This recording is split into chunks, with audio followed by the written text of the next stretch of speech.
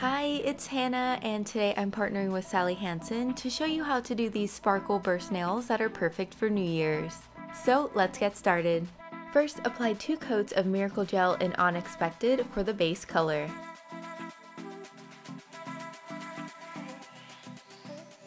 Next, use Deep Sea Diamond and a thin brush to first apply the majority of the glitter to one corner of the nail. Then begin to drag out the glitter to create a burst effect.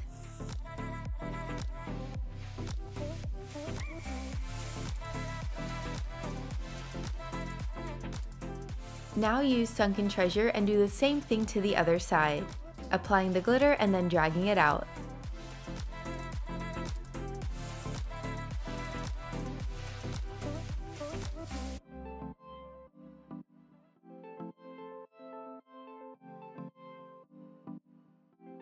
Finally, apply a layer of Sally Hansen Miracle Gel Shiny Top Coat to seal in your manicure for long-lasting wear.